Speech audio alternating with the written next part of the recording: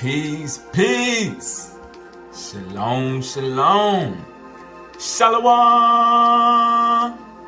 Assalamu alaikum. And welcome to another day to labor in the vineyard of the Most High with your brother. Another day to get in the Word to see what the Most High got to serve. And what we gonna eat on today, we gonna get a better understanding of our oneness with nature, our oneness with the elements, and more understanding on how we had control and how to have control and work together with the elements in creation, which we be seeing on the movies, and we think that they just got some type of superpowers, but once upon a time, it was natural. Alright, so we gonna see how the Gentiles then tricked us and got us thinking we ain't supposed to be able to do these things, and the reason we can't is because we got a Gentile state of mind. And their understanding then been transferred into us. And even their teachers. We gonna see how they done taught us how the Hindus and Kemet, Egypt, they all pagan and idolatrous with all these many gods. But really, like we seen in the other lesson, that's all just symbolic. But a lot of us have that Gentile understanding, even in the camps, coming from the churches.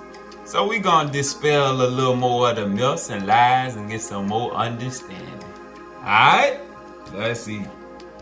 We're gonna start in the Cobra.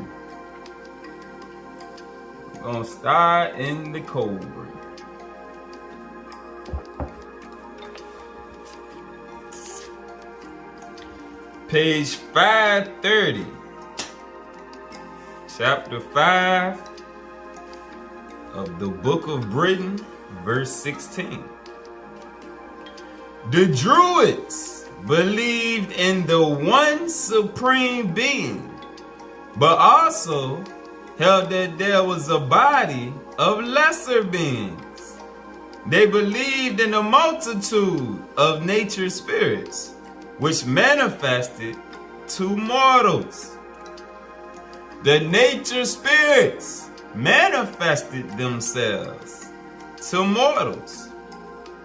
All happenings were motivated by an interplay of unseen rays from the source, the supreme. Therefore, the running of a bunny, flight of birds, fall of leaves, patterns in the sand, the sounds of water were all meaningful. We viewed everything in nature had a meaning. That's why I know everybody had to be then seeing Avatar. The movie Avatar was how we used to live.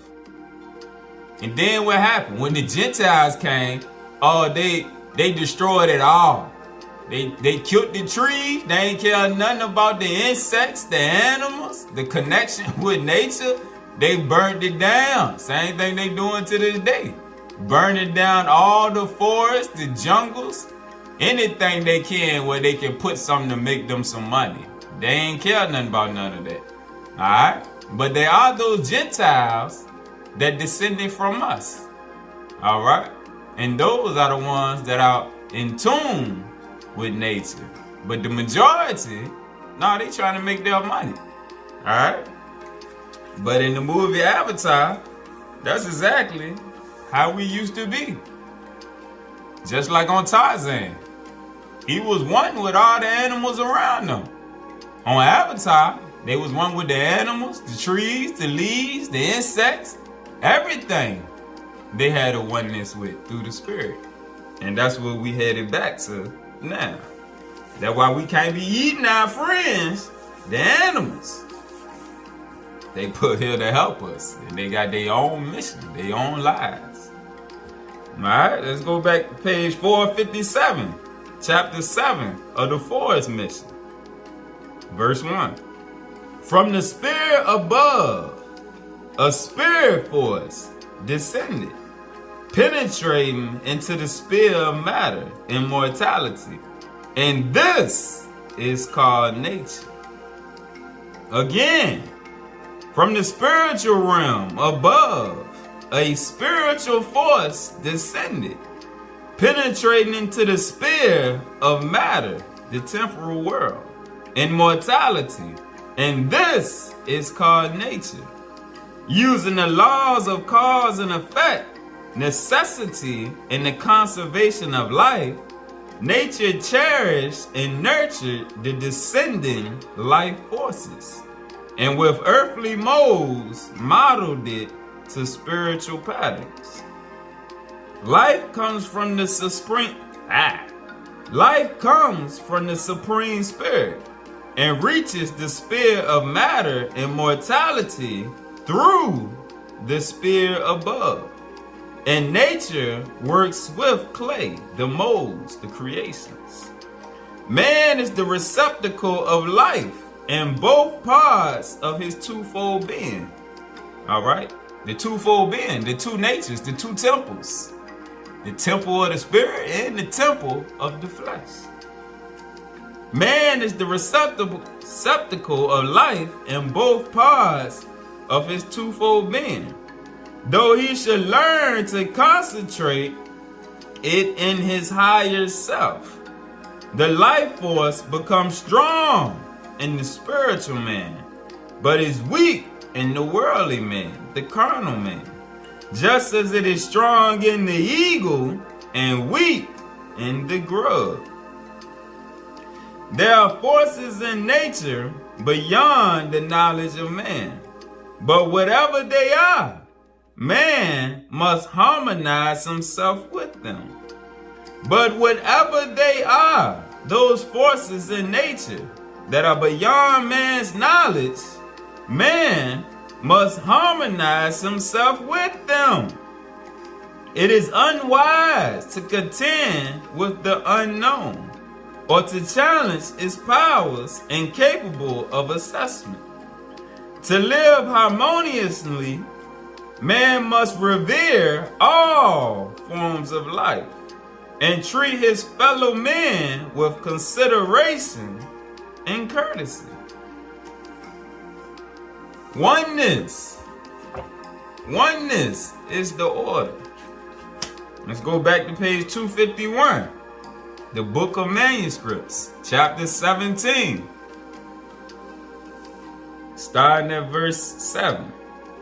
Outside of man, between God and man, is the reflection of God, which men call nature.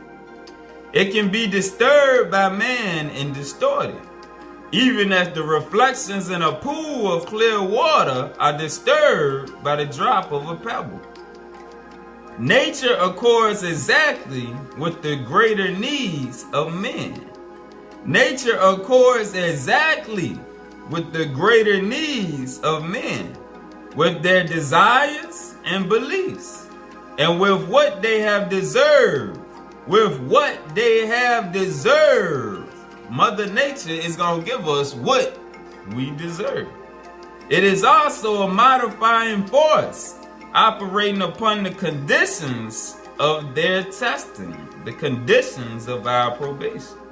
It is the breath of God expressed in living things. It is to God as the material web of the spider is to the living thing. They are separate and unalike, yet one. They are separate and unalike, yet one. The same way we are with the animals, the leaves, the trees, the bees, the Gentiles, and everything else. Separate, yet one. Verse 10. Nature is the Spirit of God manifesting in matter. It is the spiritual form seeking outlet and expression in matter. It is the maker, the means of making, and the things made. Though all these activities are in a subordinate capacity, there's a government in nature. Spirit is not nature. Spirit is the source of all consciousness, which experiences both pleasure and pain. The spirit of man, when in contact with nature, feels the ever-changing conditions of nature. He who understands that activity anywhere is but the working of nature, and that God oversees this labor, understands the truth. Nature is never still. It is ever moving. Man is a creature bound to things ever changing. Man is a creature bound to things ever changing. So when we don't change ourselves, we go against the grain. On the great scales, he is balanced between the eternal adversaries of supposed good and evil. And I say supposed because we're going to see why. As we continue to go farther and through these different lessons, just like we read about the appearance, which seems to be different, yet one, it's the same thing with good and evil. It's perception and what it's used for.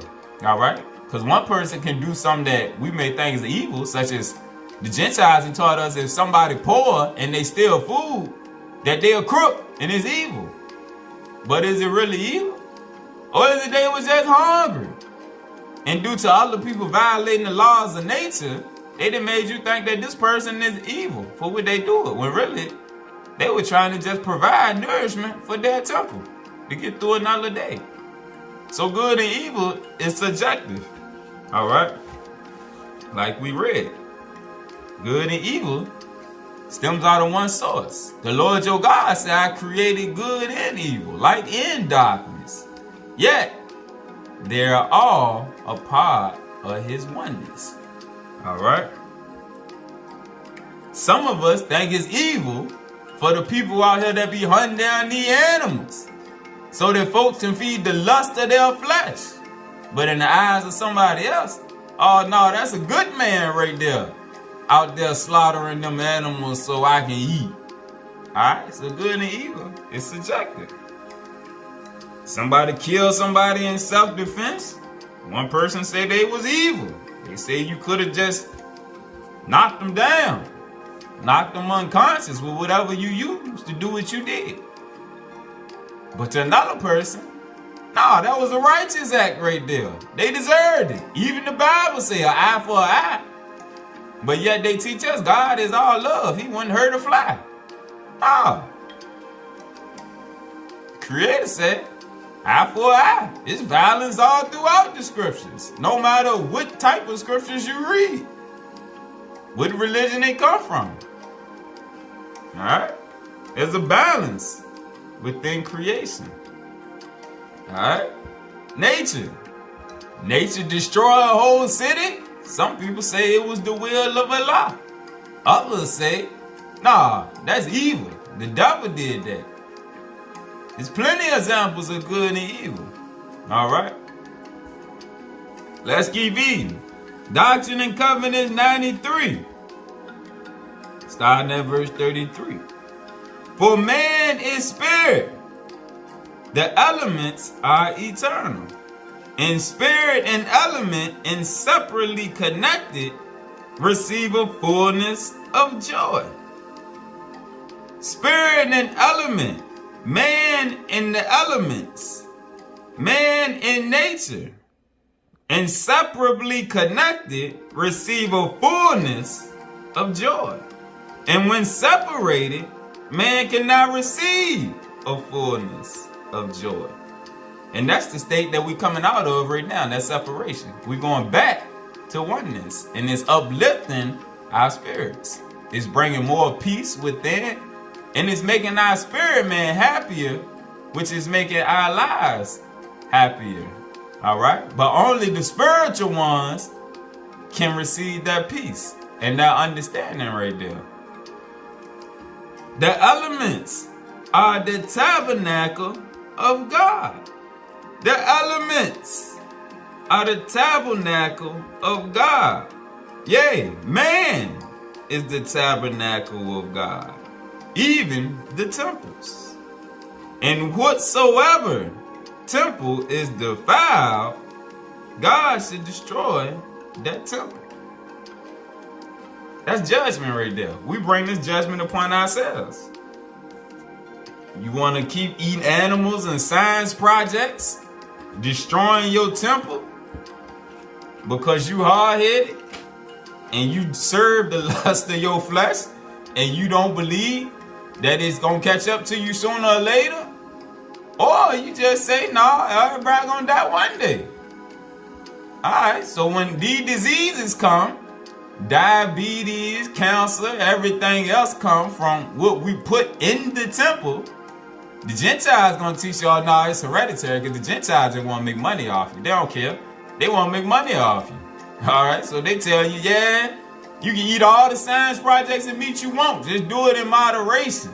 Because they know eventually, the ones that behind the scenes in control, they got more sense than we think. They know, eat it in moderation if you want to. You still gonna come to us and you gonna spend some money with us because your body is gonna break down over time. They not gonna tell you eat the roster diet. I done tried the roster. The roster diet is hard. The roster diet is hard. Real rosters don't eat no science projects. They don't eat no cookies. They don't eat no chips. They don't eat no fake food, no donuts. They don't eat science projects. And they don't eat flesh. Alright? The roster diet is straight natural. The original diet. Natural. Alright? You can cook your food, your vegetables and all, but it's all natural, whatnot. But that diet right there is not going to defile your temple. So cancer, diabetes, all these heart problems and blood problems and all that other stuff, you ain't gonna have that if you just eating from the earth. Eating from the earthly mother. The earthly mother is where your body come from. All the elements in nature is the elements within the body. So when you eat the elements that grow out the ground, you replenishing the elements within the body. But the diet of sugar and death that we own from the Gentiles is meant to break you down. And when your body get broke down, your spiritual vibe is weakened. Alright? So that's why we gotta clean ourselves up. Purify the temple.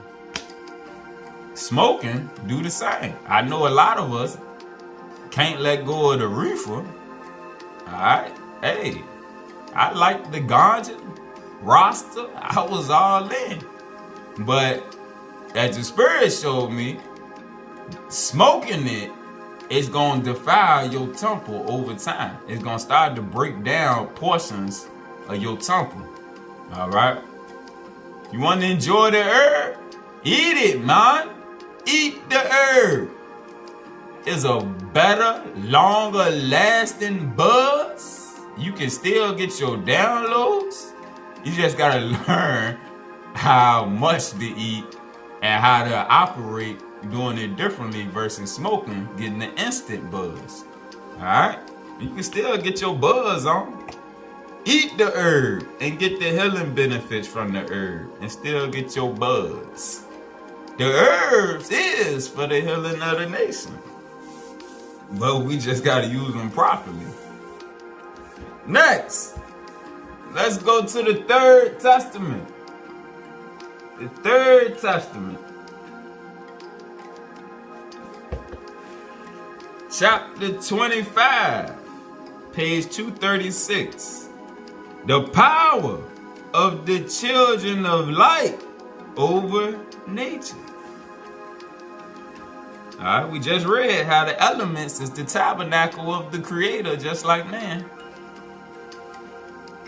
The elements will obey you when you comply with my law, and when you ask it of me for the benefit of your brethren. Have I not taught you that even the unleashed elements can hear your prayer and become calm? And it's true. And people don't believe in it because we got that Gentile state of mind. I showed my daughter one day, we was out We were doing DoorDash because we were waiting to go somewhere. And she with me. She was 6 at the time, whatnot. And it just started raining all hard out of nowhere. And I wasn't about to get out of the car and out there. I told her, I said, "Watch, I'm gonna show you a trick right here." And she started laughing. I was like, I'm gonna talk to the spirit and the rain gonna stop. Watch. And so I talked to the spirit right quick. I prayed right quick to the spirit to calm this rain down. And all of a sudden, maybe 2 minutes later, it started slowing down. Because it was raining hard at first, and I won't get out the car and all that. And so it slowed down to like a little mist for long enough for me to go up to the door, get a lady her food, and got back in the car. And by the time we turned around and started driving away, the sky opened back up and it started raining all hard again. And she started laughing. She was like, "Daddy, you crazy." But I was just showing her, like, nah, talk to the spirit. The spirit will work with you, but you gotta talk to it. But a lot of people, they don't have faith, so they can't do it. And they don't believe it's real. So therefore, you don't believe, you can't achieve. You can't do it. But yeah, try it sometime and see how it works for you. Have I not taught you that even the unleashed elements can hear your prayer and become calm? If those elements obey my voice, why should they not obey the voice of the children of the Lord when they have become prepared? I had given the Spirit power. I had given the Spirit power over the material world so that it may overcome the trials and come to its destination. The struggle will be great. However, for since man has established on earth the only kingdom in which he believes, he has broken the harmony that ought to exist between him and that which surrounds him. From his proud throne, he has wanted to submit all things to the power of his science and impose his will over the elements and natural forces. But he has not accomplished this because long ago he broke the ties of friendship with the spiritual laws. Now, when I had told this people that the elements may obey them, when I had told these people that the elements may obey them, there have been those who have not believed. And I say that they had reason to doubt. For nature will never obey those who do not recognize it and who profane and mock it. Nature is a living being. The earthly mother is a living being. She knows who don't recognize and who don't believe and who destroys her creations for no reason. I say that they have had reason to doubt, for nature will never obey those who do not recognize it and who profane and mock it. But he who knows how to live in accord in oneness with the laws of the spirit and matter, who lives in harmony with all that surrounds him, will identify himself with his creator, making himself worthy of being served and obeyed by the elements, as correspond to all children who know to obey their father, the creator of all that exists. I neither lie nor exaggerate when I tell you that the elements can hear your voice. The elements can hear your voice and respect and obey you.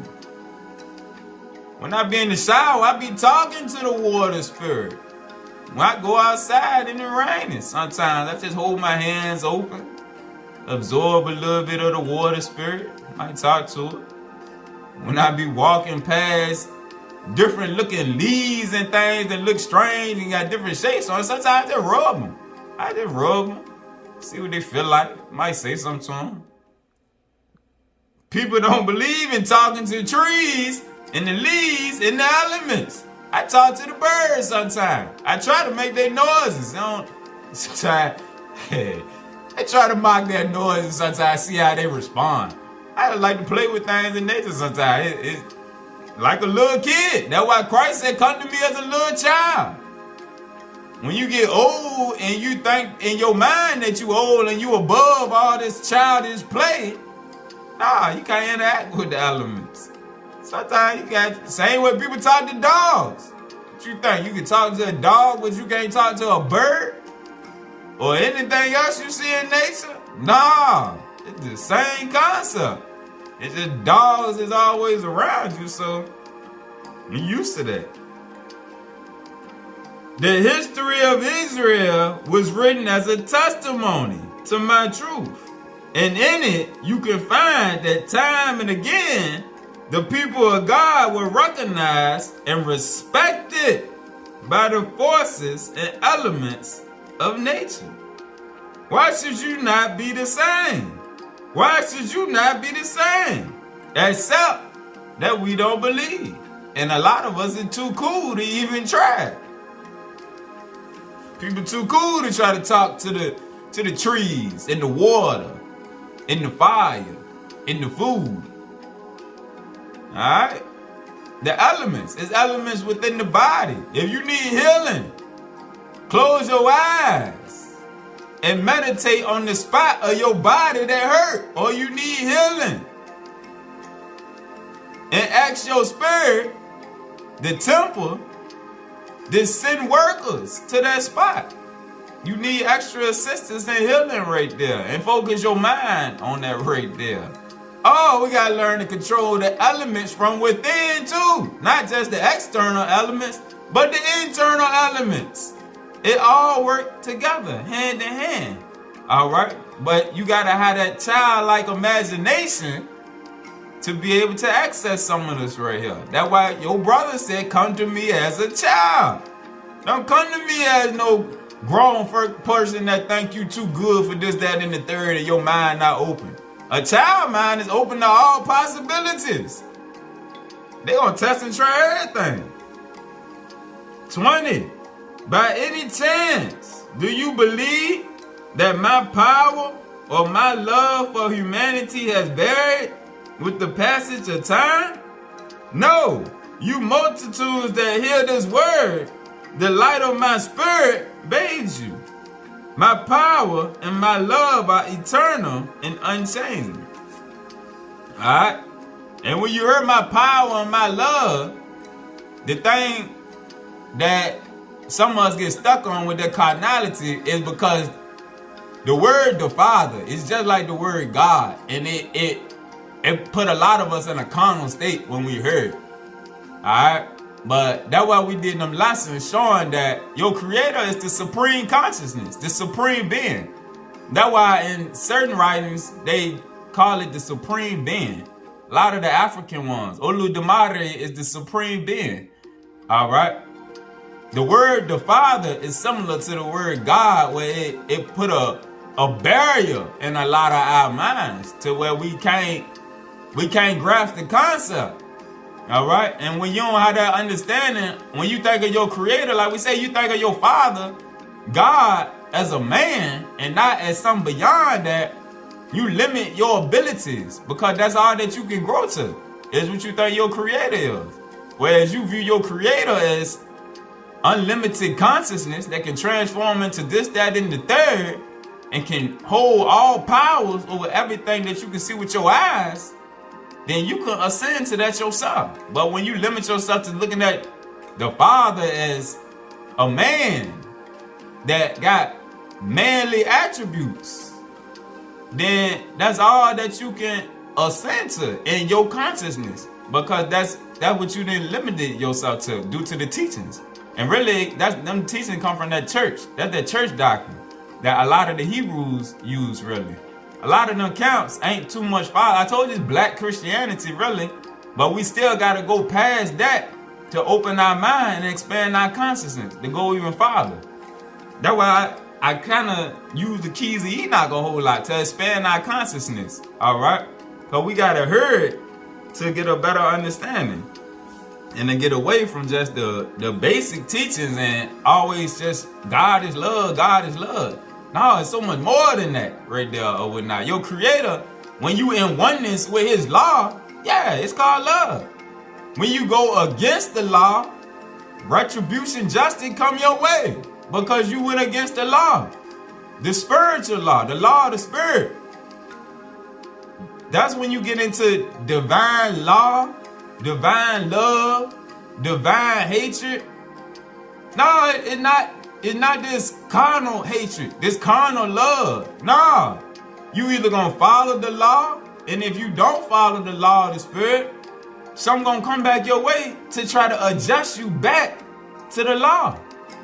But the carnal mindset look at it as wickedness. That's why, like I said, as we go on, your views of your brother Lucifer and whatever other titles you want to attribute to the devil and all that, you're going to see, nah, it's to get you back on track with the law. And as we go on, we got some teaching where we're going to see more where some of that stuff developed from to where we can grow past just these church and camp teachings to look at things from another perspective. Lucifer is the light bearer. Lucifer is raised in all wisdom, knowledge, and understanding. Sometimes it just like us with our attributes. We got the understanding we shouldn't eat science projects, but they be good. And sometimes you just want you some donuts or some cookies or something. Alright? Same thing. You got the knowledge to know better. Sometimes you just want to do something. Alright? You know you shouldn't get drunk sometimes. Well, you know you shouldn't get drunk, but hey, sometimes the spirit of that little get to calling. And you just get one too many. Alright? You be alright. Sometimes you want to get high. You don't want to eat it, but you want to smoke your blunt. Alright?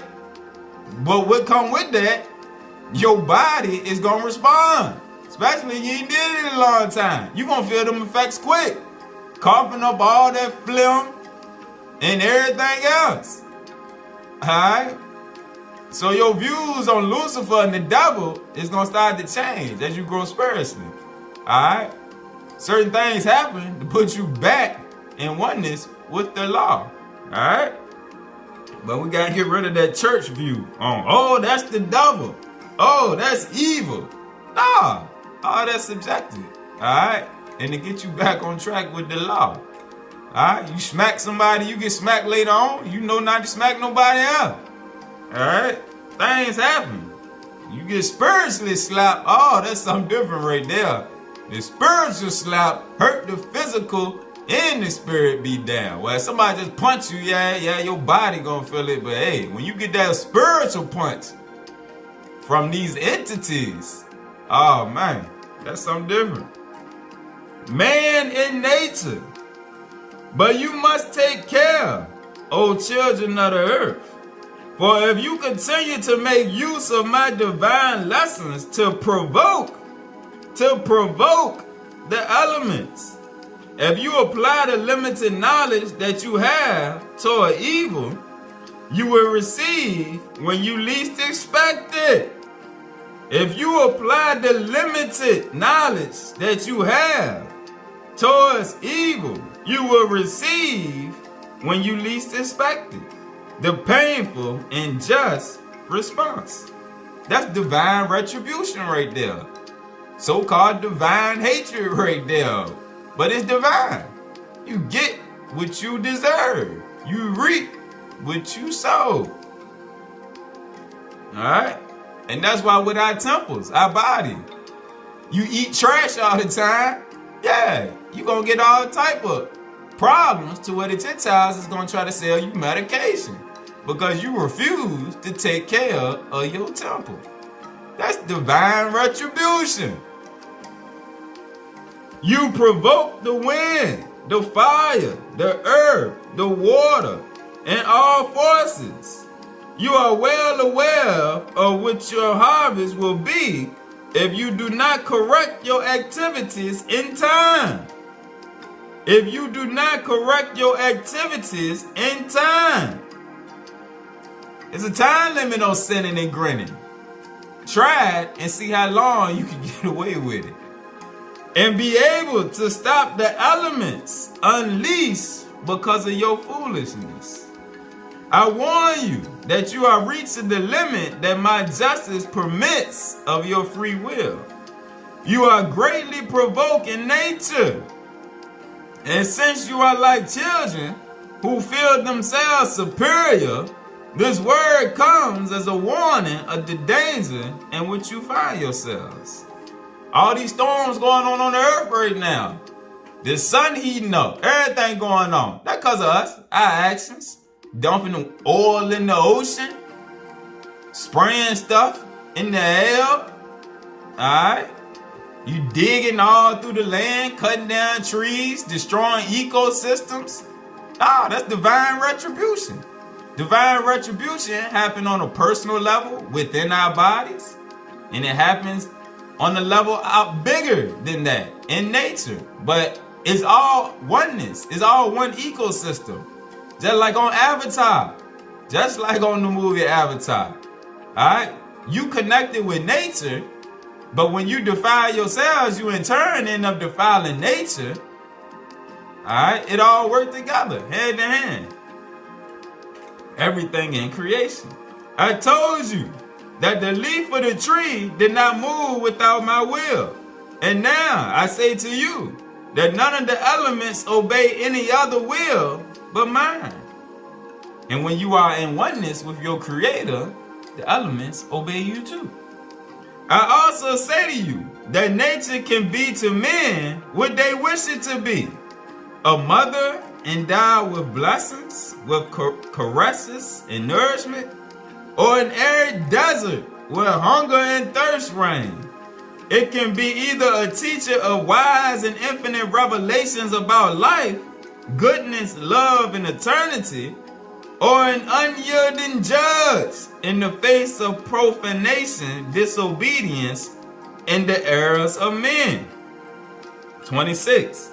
Yes, humanity, I created man so that he would be master and would have power over space, over water, over all the earth, and the elements of creation.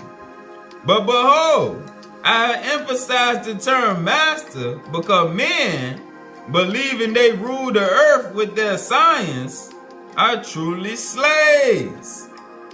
Because men, believing they rule the earth with their science, are truly slaves. Believing they dominate the forces of nature, become victims of their recklessness, ignorance, and lack of preparation.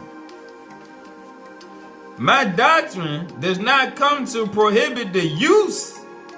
My doctrine does not come to prohibit that you use the elements and forces of nature, but comes to regulate and teach you to employ them for worthy causes.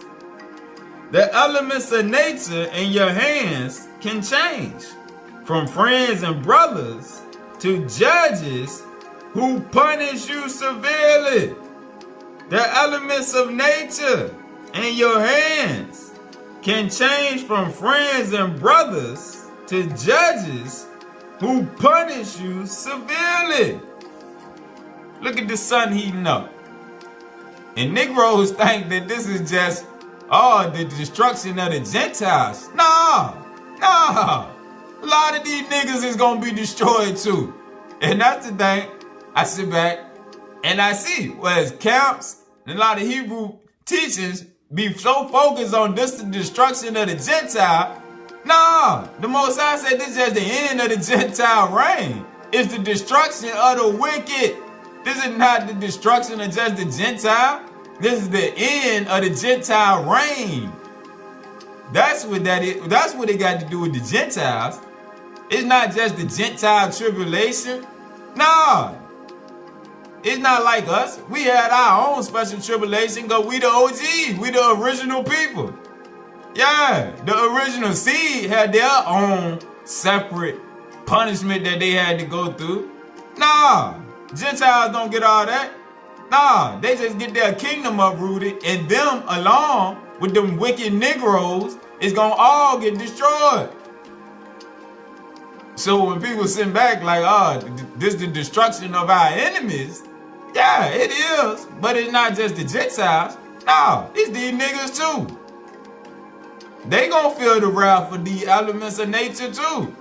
So when you see whole cities destroyed and we think that this just coming for the Gentiles, no, this ain't about the Gentile. The scriptures just say when the time of the Gentiles be fulfilled, meaning their reign has come to an end. Their turn to run the world then came to an end. That's why now, you ain't never seen on TV the way the Gentiles be going at each other. It's something higher than them making them do that. But now they be so focused on white supremacy is the enemy. White supremacists is terrorists. You ain't never heard white folks talk like that about white folks on TV. No, it's something higher than them. Letting you know that this their end right here. Their time to run the world came to an end. Them getting rid of the what that thing with the clock, where you set back the clocks, that retarded mess where they change time. Nah, that's just something else from the higher entities, letting them know that they gonna restore back everything that they did back to the way it was. We didn't change no time clocks. That's retarded. Nah, for what? Nah, that's just entities pushing their hand. Y'all gonna say everything back in place that you did. Gentiles telling people to go back to eating the way from earth? Nah, that's some higher than them. But people ain't looking at the spiritual aspects of things. They just so focused on the destruction of the Gentiles. Oh, the Gentiles. Esau, all that stuff. Even though Esau is not the Gentile, Esau is the wicked. Esau is the carnal. All right?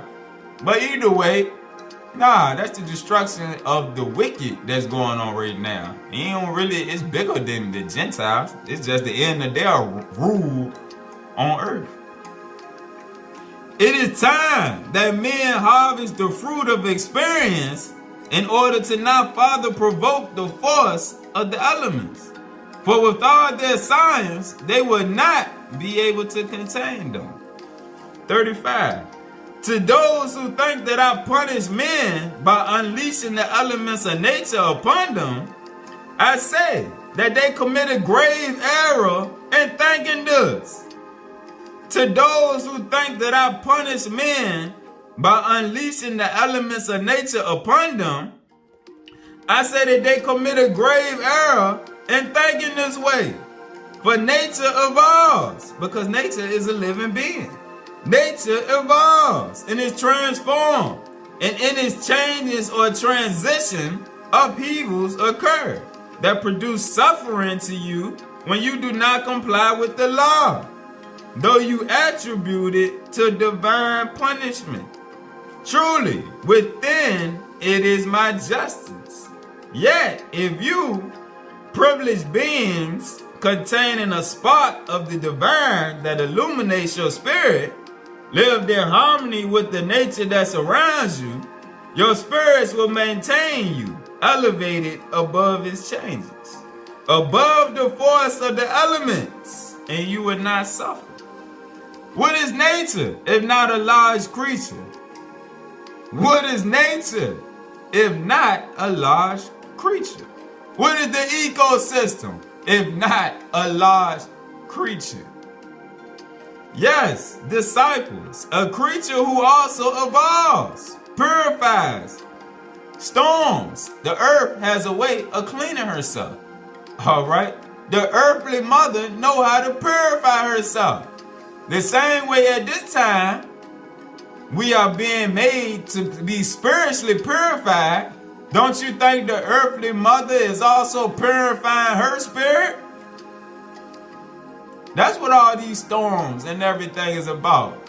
Nature evolves. The earthly mother evolves. Earth is a living being. All right? The dirt is alive. People don't realize that. The oceans are alive.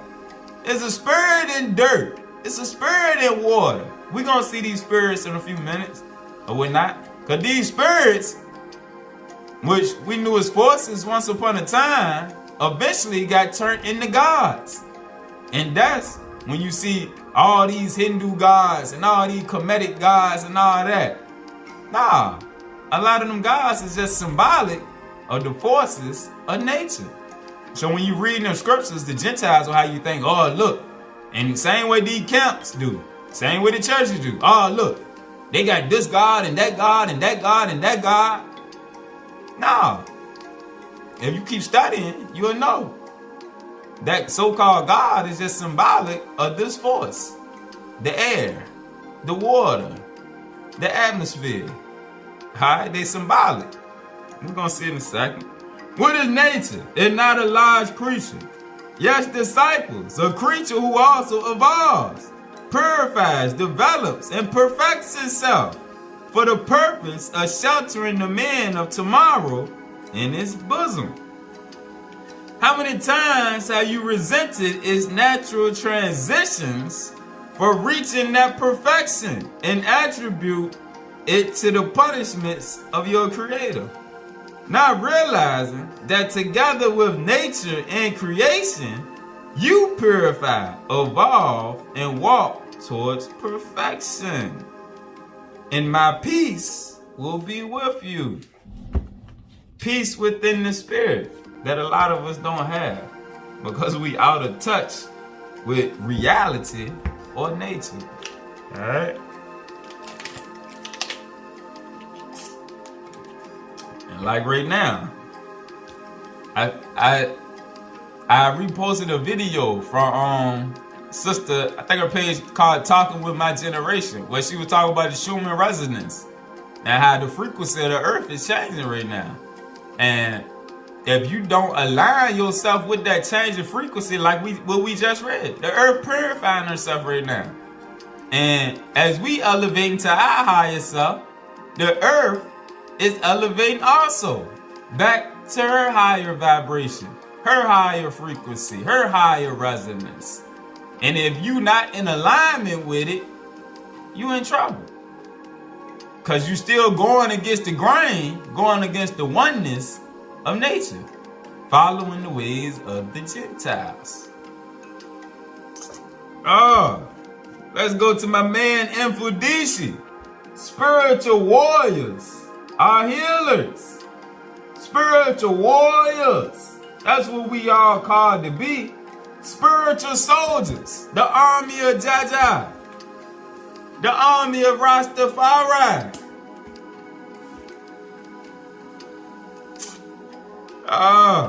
Now let's see how some of these gods that the Gentiles and these camps taught us, oh, Egypt got all these gods. No, they just got the blueprint with the attributes of nature and creation. All right. And as you continue to grow, and like me, if you following this page, we going through some of everything. We're not sticking with just that Hebrew stuff. Nah, because a lot of the Hebrew stuff came from everybody else. And that's what people fail to realize. The Sumerian, the Egyptian, Atlantis, all that stuff is tied in to what you got in the Bible. But it all came from different areas. All right? It came from different areas and got put together in the Bible. All right? Which the spirit world set it up that way. That was for us to get that basic understanding. But now that we getting closer to the end, it's time to open up and see where all that preliminary learning was for. And now we get to see different aspects of it.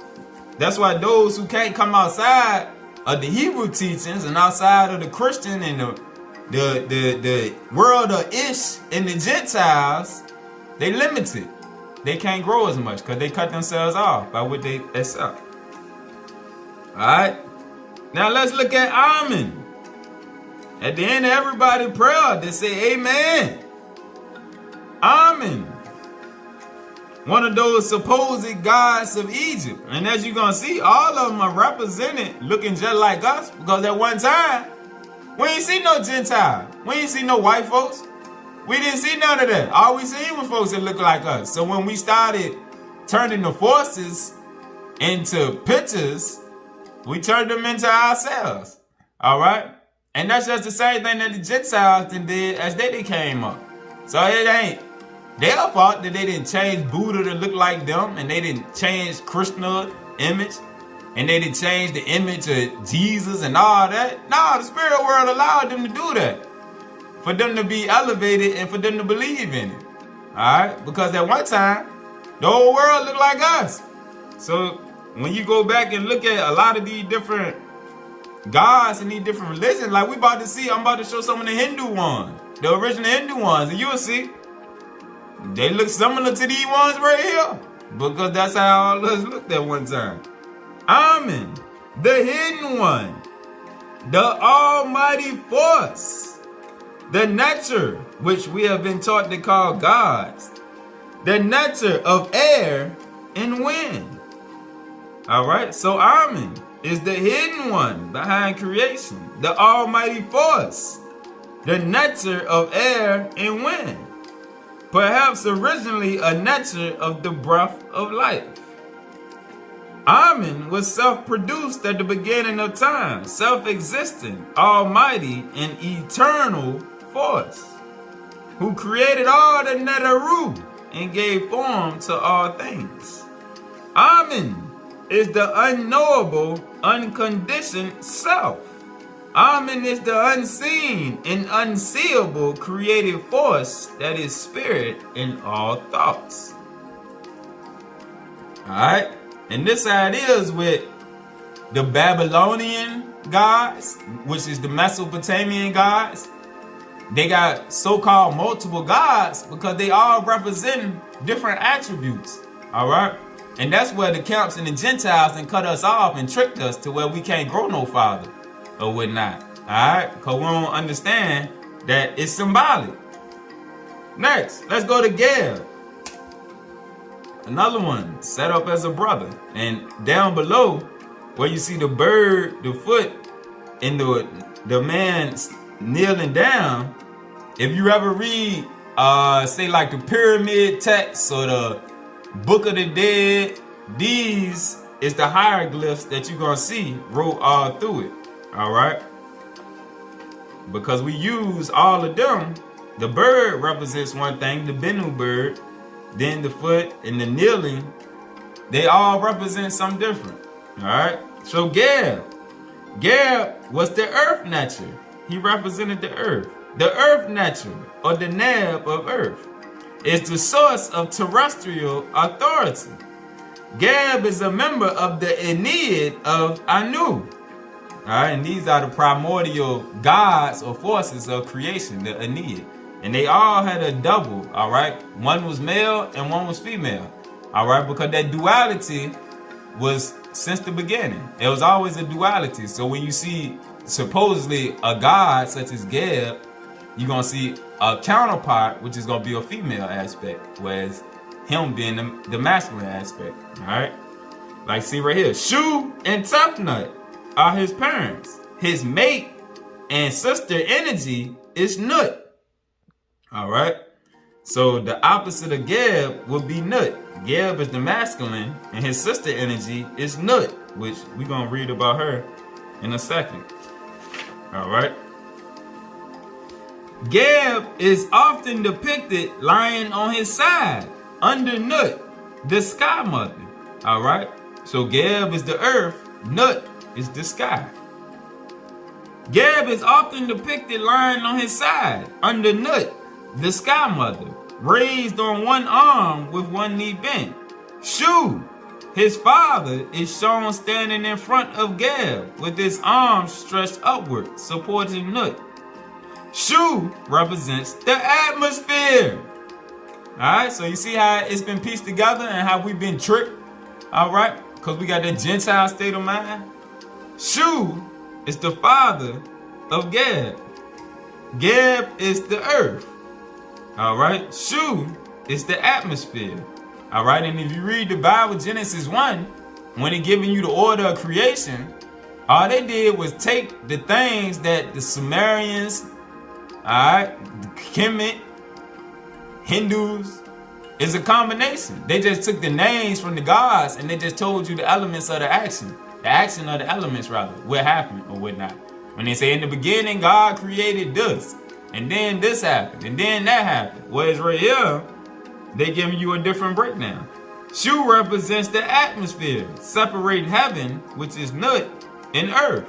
All right, because the atmosphere is in between the two. All right, let's keep going. Let's keep going. We ain't gonna go too in depth. Khepra Ra, the Neter who represented the rising or morning sun, and was closely associated with the scarab beetle of ancient Kemet. And the scarab beetle, that was sacred in ancient Kemet. The sacred beetle was sacred. All right. Khepra was a symbol of resurrection and fertility. Alright, because Ra represented the sun, and Khepra was a symbol of resurrection and fertility.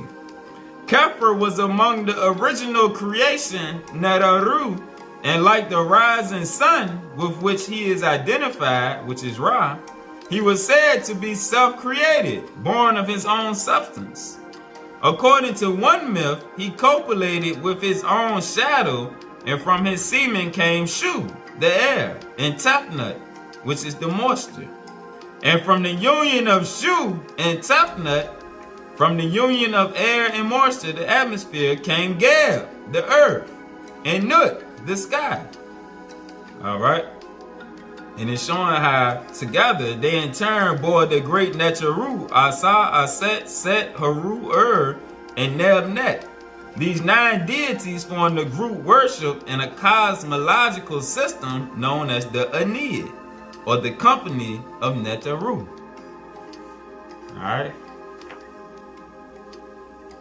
Let's dismiss these tricks that's been played on us.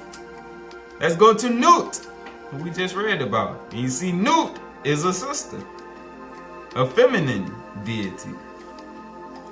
The Neter who personified the sky or livable atmosphere, she was usually depicted as a woman, bearing on her head a vase of water, with the Medu Neter phonetic value of Nut. Alright, sometimes she is shown as a woman spangled with stars, arced over the body of her husband Geb, who was the earth, or sometimes supported by her father, Shu. The sun was, well, we started. One ancient Kemet text reads, Hail, thou sycamore of the Neter Nut, grant thou to me of the water and of air which dwells in thee. All right, which dwells in her atmosphere. All right, that's how some of the scriptures in Kemet are read, or wrote, I should say. Next, let's go to Nun. All right, Nun. See the picture of the brother?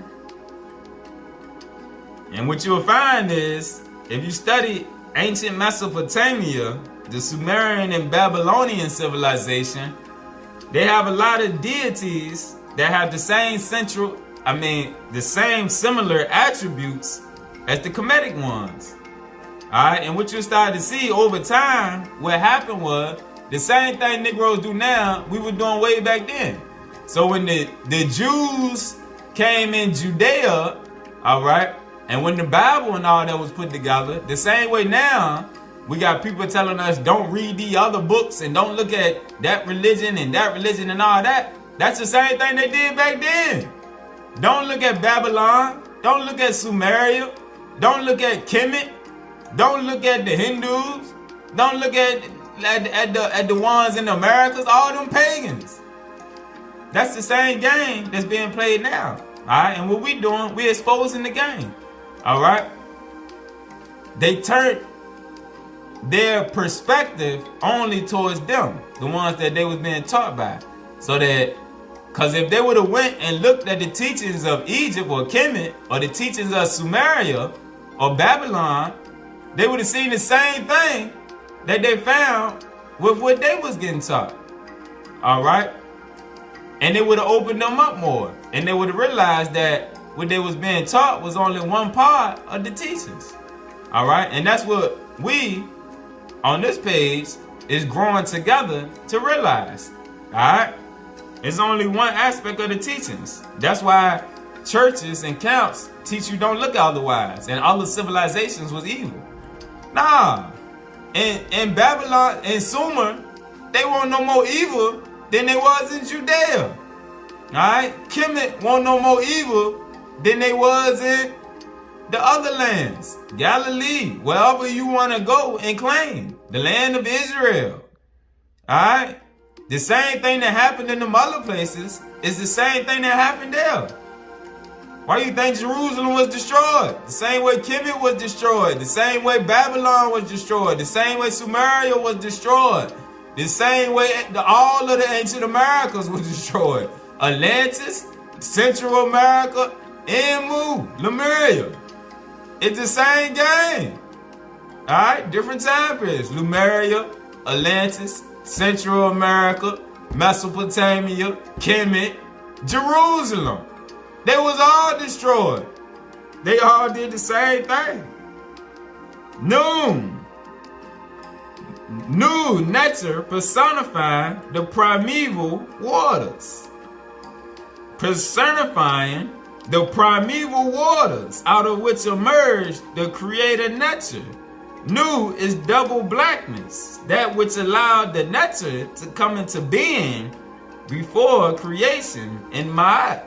Ma'at represents truth, balance, justice, and order. Let's keep going.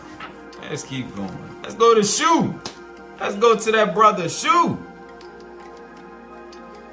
That strong brother Shu. The nectar of air. He is boundless space, the breath of the Netaru.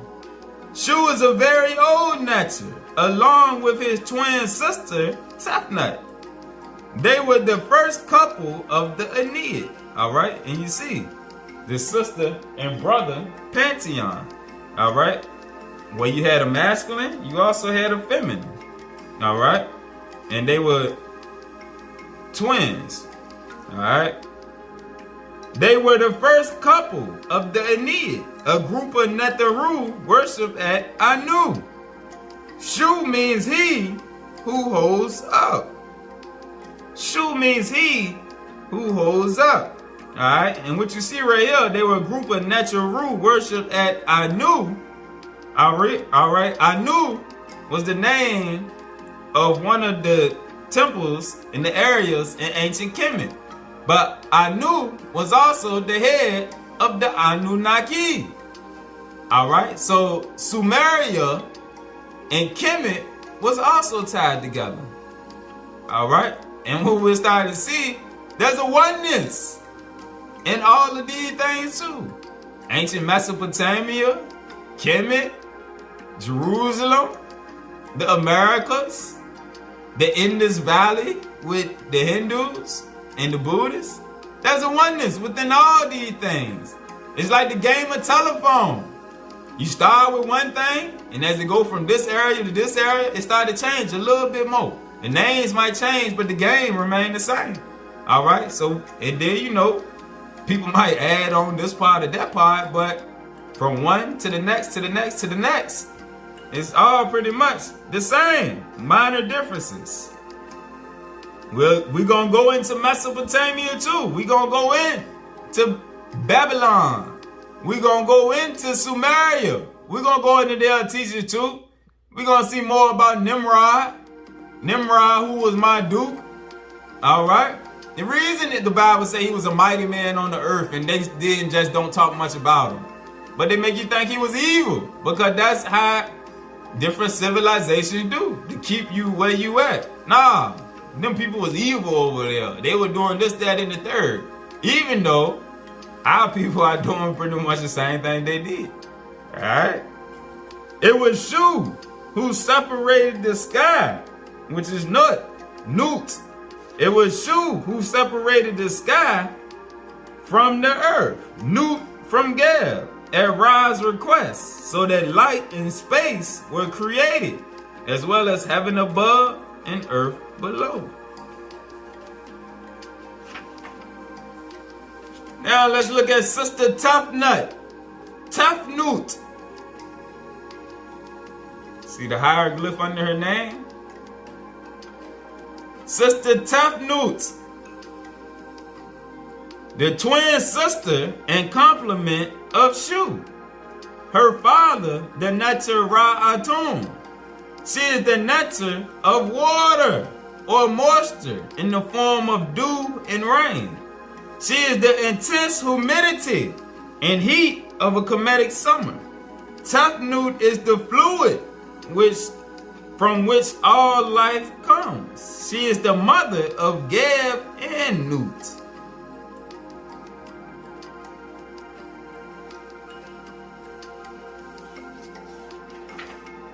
Alright, now let's read about nature spirits. Traditional African culture teaches that we must recognize spirit on all levels. Spirits of the air, water, fire, and earth are called nature spirits. Nature spirits are also all the energies in the mineral and plant family. Nature spirits are also all the energies, the forces in the mineral and plant families. They provide us with essential elements that support our physical life. In the Kemetic spiritual cultural system of the Happy Valley, nature spirits were called Neteru.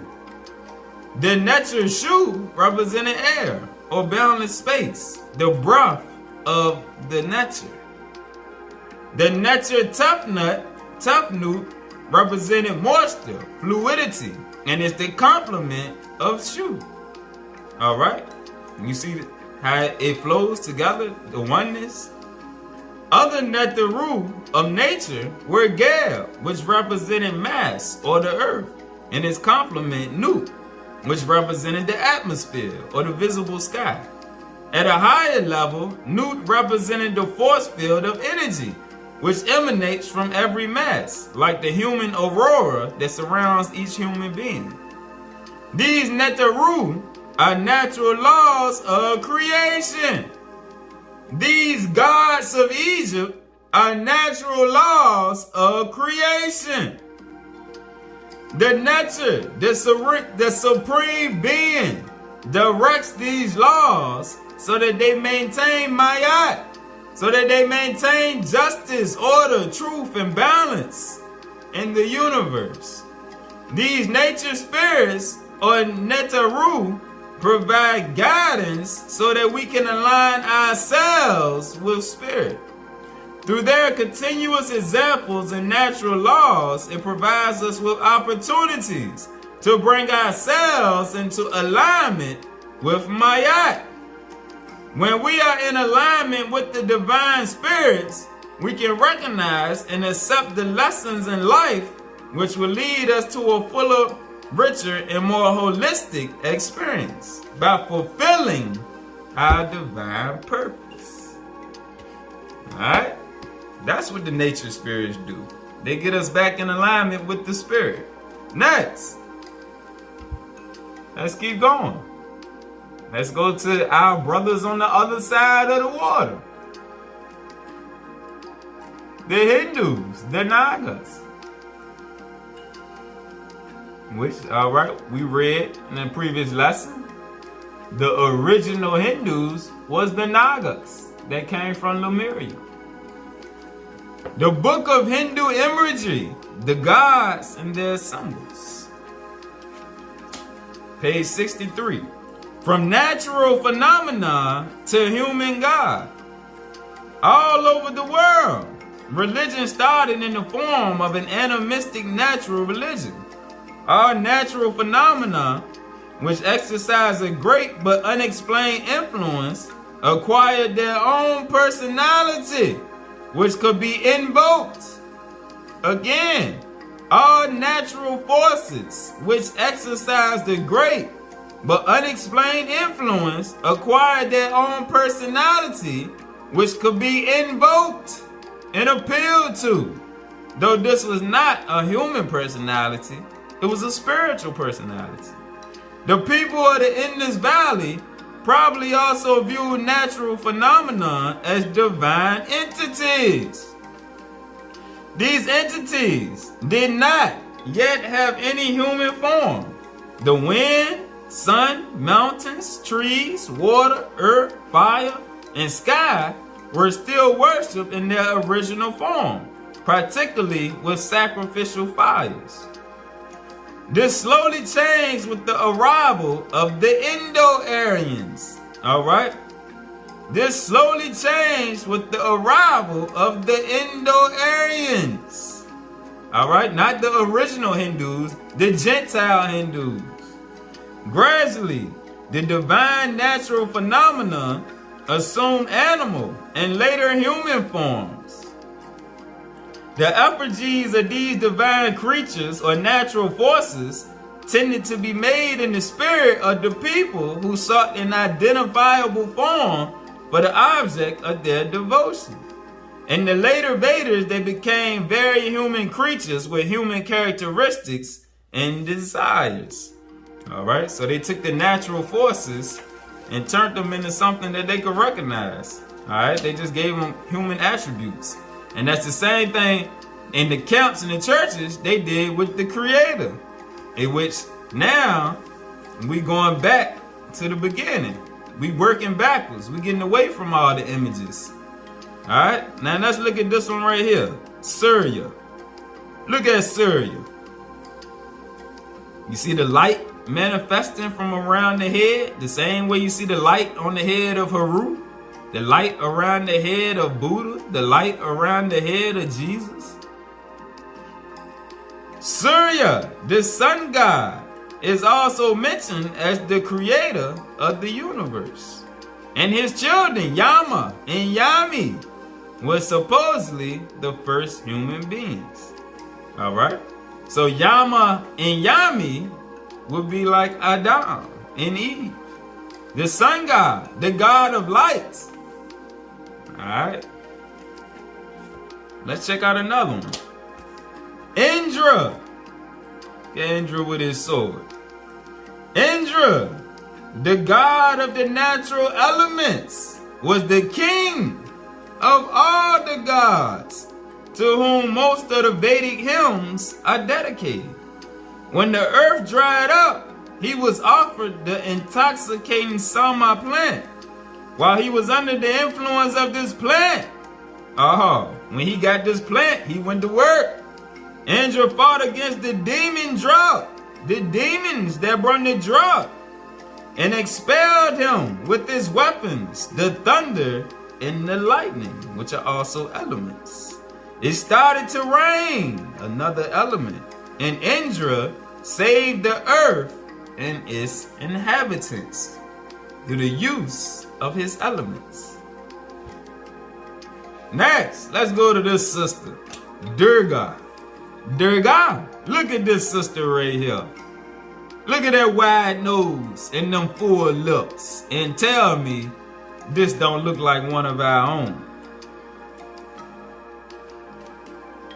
Sitting on that tiger. We used to do things like that. Durga is one of the most important goddesses. Originally, she was worshipped as the embodiment of natural forces. The embodiment of natural forces, which grant life at the same time as taking it away. Later, she was assigned the role of the Shakti of the impersonal absolute, the female counterpart of the male great deity. Durga is a very powerful goddess. In her friendly manifestation, she feeds people and animals. But above all, she is the warlike protectress. She is the warlike protectress, just like Sekhmet in Egypt, who always reveals her destructive strength when the earth is threatened by demons. Let's keep eating. Let's go to the Upanishads. Go to the upper Nishads. We bring this thing back together here. Chapter 3, Kina. The power behind every activity of nature and of man is the power of the Supreme Being. To realize this truth is to be immortal. Alright, now let's get an example here of how even the gods get tested. He truly knows Brahman, who knows him as beyond knowledge. Brahman being the Supreme Being. He truly knows the Supreme Being, who knows him as beyond knowledge. Who thinks that he knows not. The ignorant think that Brahman is known, but the wise know him to be beyond knowledge. He who realizes the existence of Brahman behind every activity of his being, whether sensing, perceiving, or thinking, he alone gains immortality. Through knowledge of Brahman comes power.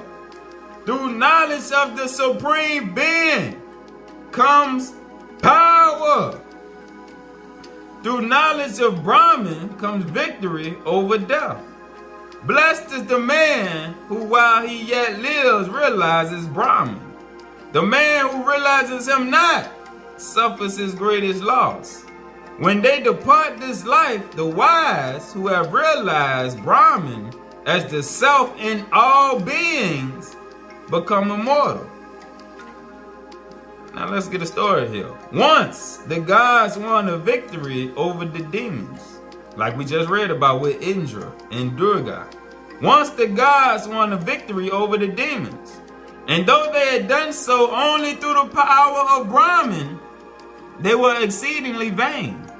They thought to themselves, it was we who beat our enemies, and the glory is ours.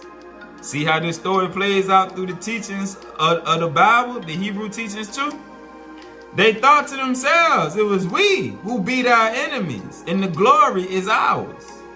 Brahman saw their vanity and appeared before them, but they did not recognize him. Alright, and remember, not the Father, but your Creator can take on any form he chooses. The Supreme Consciousness. And this is the Supreme fooling drops that are not mortals. He fooling drops in the spirit realm right here. What we about to see. They get tested too. Brahman saw their vanity and appeared before them, but they did not recognize him. Then the other god said to the god of fire, Fire, find out for us who this mysterious spirit is, because fire is the strongest of the elements. Yes, said the god of fire, and approached the spirit. The spirit said to him, and this speaking on the spirit that Brahman came that they didn't recognize. Who are you? I am the god of fire. As a matter of fact, I am very widely known. And what power do you yield? I can burn anything on earth. Burn this, said the spirit, placing a straw before him. The god of fire fell upon it with all his might, but could not consume it. So he ran back to the other gods and said, I cannot discover who this mysterious spirit is. Then said the other gods to the god of the wind, Wind, do you find out for us who he is? Yes, said the god of wind, and approached the spirit. The spirit said to him, Who are you? I am the god of wind. As a matter of fact, I am very widely known. I fly swiftly through the heavens. And what power do you hold? I can blow away anything on earth. Blow this away then, said the spirit, placing a straw before him.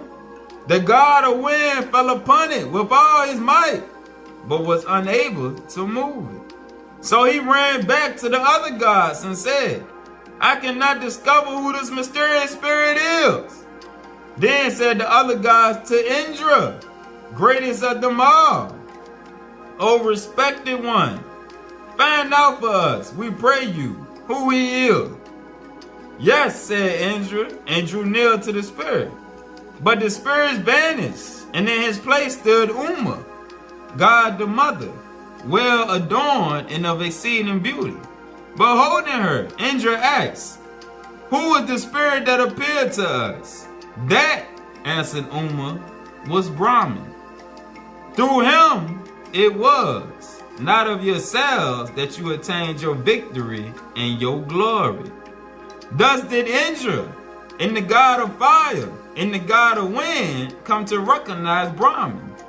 The god of fire, the god of wind, and Indra, these excelled the other gods, for they approached nearest to Brahman and were the first to recognize him.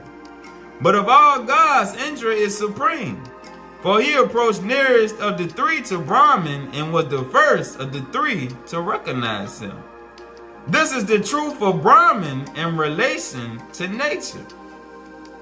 Whether in the flash of lightning or in the wink of the eyes, the power that is shown is the power of the Supreme.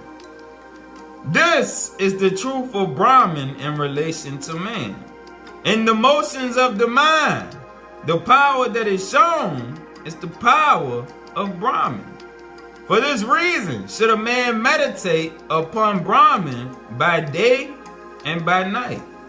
Brahman is the adorable being in all beings. Meditate upon him as such. He who meditates upon him as such is honored by all other beings. Next, let's go to the gospel of peace. The Essene, humane gospel of Yeshaya.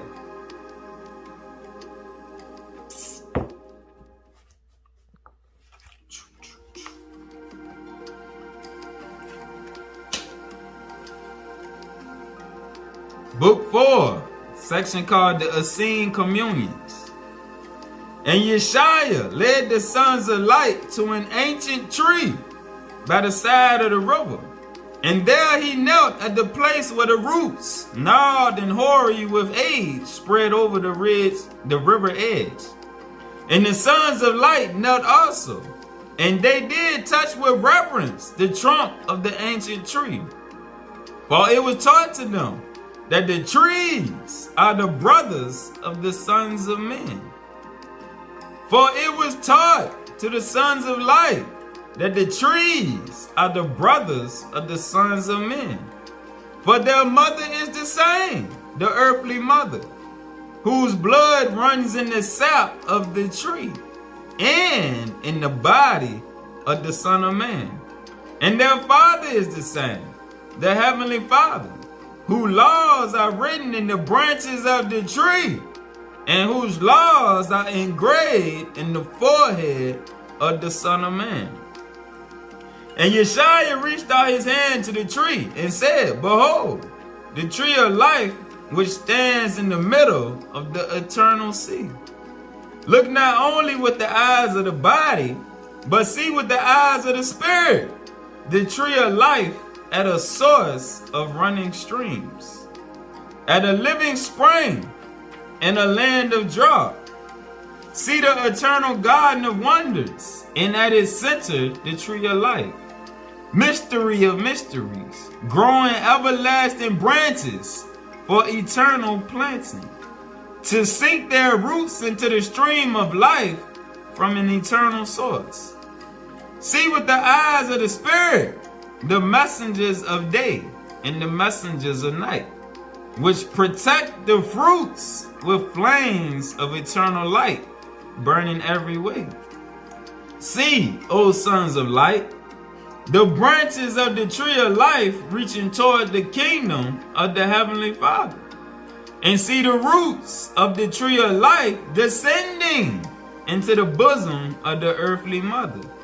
And the Son of Man is raised to an eternal height and walks in the wonders of the plain. For only the Son of Man carries in his body the roots of the tree of life, the same roots that suckle from the bosom of the earthly mother. And only the Son of Man carries in his spirit the branches of the tree of life, the same branches that reach to the sky, even so to the kingdom of the Heavenly Father. Oneness. And Yeshaya said, the law was planted to reward the children of light with healing and abundant peace, with long life, with fruitful seed of everlasting blessings, with eternal joy and immortality of eternal life. With the coming of day, I embrace my mother. With the coming of night, I join my father. And with the outgoing of evening and morning, I will breathe their law. And I will not interrupt these communions until the end of time. Again, as you awaken in the morning, and you are awakened in your flesh, you have to embrace your earthly mother. Alright? With the coming of night, when you go to sleep, your spirit ventures in the spiritual realm of the Heavenly Father. And with the outgoing of evening and morning, I will breathe their law, the law of the earthly mother and the law of the Heavenly Father. And I will not interrupt these communions until the end of time, the end of probation. Now, let's finish off the book of remembrance of 1st and 2nd Arki. And I just want to show the elements, which in the Hebrew pantheon is called the Watchers. Alright, so let's look at the Watchers, the elements. Alright, and though we have the names, you can call on them without knowing the name. Alright, and that's something that some of us get stuck on, just like we get stuck on the name of Yeshaya or Yahawashai, Yehoshua, Jesus, Esau, Emmanuel, Matzah. If you just call Spirit of Water, the Spirit will recognize, because the Spirit is alive. The Spirit will recognize that you're calling on them. Alright, when you're talking to the trees, you don't have to say Kabadi, yeah, you can. But the tree will recognize you, spirit to spirit contact. The same way us. Our parents may call us one thing, our kids call us a different thing, the people at our job call us something different, and our friends call us something else different. But the spirit recognizes all those titles. It's the same thing with the spirits in creation. Alright? So let's look at the elements. Fire, there's a spirit in fire. Wind, the mountains, the rocks, thunder, the trees, the rain, the hills, the rivers, the clouds, the morning dew, the grass, the oceans, the sun, the fountains, the animals, fruit. The moon has a spirit. The days, the springtime. Spring is the beginning of the year. There's a spirit there. All right. The summer, the fall, the winter, all of the seasons have a spirit. And all of the stars have a spirit. All right. So in the Hebrew pantheon, these are called the Watchers. All right. And they say we have righteous watchers and we have fallen watchers. All right. So what you see with the Watchers of holiness, these are all of the natural things within creation. Now let's see a list of the fallen watchers. And what you're going to see, the fallen watchers are the elements that's used to build things in creation. They used to build houses. They used to build weapons. They used to build because they're metals. All right. So outside of whether we're looking at it as good or evil, let's look at these also because they elements within creation. Meteorites, copper, coal, phosphorus, marble, petroleum, which the oil comes from, comets, general electricity, the law of man, meteor, iron, sulfur, mercury, uranium, fermentation, arsenic, lead, steel, gold, aluminum, Then you have one that's called tomb writing. Alright? So, there's just a little slight difference with the ones that's called fallen watchers versus the watchers of holiness. But they are elements within creation that man had power over. And man had the power to use to his will for righteousness or for wickedness. Alright? And when we gain back our oneness with all the creation and the elements, like we read in the Third Testament, we will have our abilities back that we once had, that now we see on these movies. Alright?